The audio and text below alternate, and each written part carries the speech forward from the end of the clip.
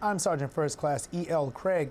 Defense Secretary Leon Panetta will be publicly sworn in on Friday. Panetta started at the Department of Defense on July 1st. Tuesday, Mr. Panetta announced the appointment of 2 government communications professionals to key Defense Department public affairs positions. George Little, who served as Director of Public Affairs during Panetta's tenure as CIA Director, moves to the Pentagon to be Deputy Assistant Secretary of Defense's Press Secretary. And Captain John Kirby, who is the current Special Assistant for Public Affairs for Chairman of the Joint Chiefs, Admiral Mike Mullen, will become Deputy Assistant Secretary of Defense, Spokesman, and Director of Media Operations. And a Chief Circuit Judge at Fort Hood has scheduled an arraignment for July 20th for Major Nadal Hassan. At the arraignment, Colonel Gregory Gross will discuss Hassan's rights, including a right to counsel. Major Hassan will also be called upon to enter a plea and can also request a reading of the charges against him. Hassan is charged with 13 counts of premeditated murder and more than 30 counts of attempted premeditated murder stemming from the November 2009 base shootings at a soldier processing facility on Fort Hood. The Defense Advanced Research Projects Agency, or DARPA, has designed a device that can detect a service member's exposure level to traumatic brain injuries. The blast gauge contains a microprocessor that allows better assessment of the potential for blast-related injuries and the treatment required for each individual soldier. Traumatic brain injury has affected thousands of troops in the past decade and ranged from mild to severe. Healthcare providers say many TBIs remain undetected because the wounds are invisible or undetected hours after they occur.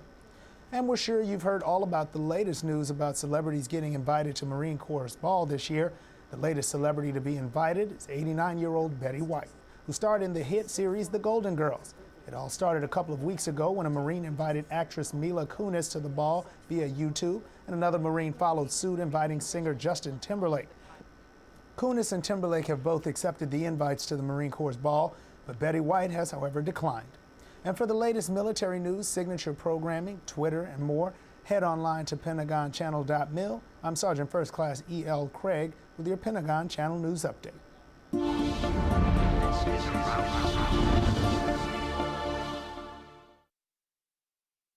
The 60th Medical Group dental team from Travis Air Force Base, California began a dental readiness exercise in Brokopondo, Suriname this week as part of New Horizons 2011.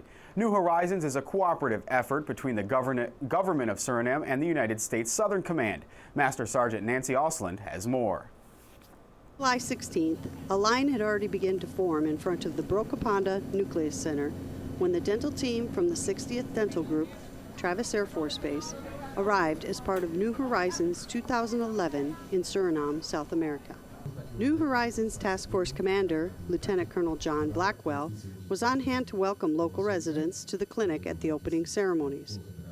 Immediately following the ceremony, the clinic was open for business. Lieutenant Colonel Chol Chung, dental team leader, describes the team as having a twofold mission here in Suriname. 2 mission goals to accomplish here. One is training for our staff dentists to be proficient in austere environment dentistry. And our humanitarian goal here at Brokopondo District, here at the Nuclear Center, is to provide comprehensive dentistry to the people of the region. Comprehensive meaning not only providing extractions, but also providing routine restorative care, such as fillings, and maybe even root canals, and also replacing some missing teeth with what we would call a transitional denture. One of the recipients of this care was a local girl by the name of Suela. With the use of medical translators from the Surinamese Army, dental team members were able to give Suela comprehensive dental care that she would not have otherwise received. The clinic will operate here for 9 days, from 8 a.m. to 6 p.m., seeing as many patients as possible. Reporting from Brokopondo, Suriname, I'm Air Force Master Sergeant Nancy Osland. Coming up ahead on Around the Services, we'll update you on Space Shuttle Atlantis. But first, we head downrange to get a closer look at a high-tech tracking device. See how biometrics is helping in the fight.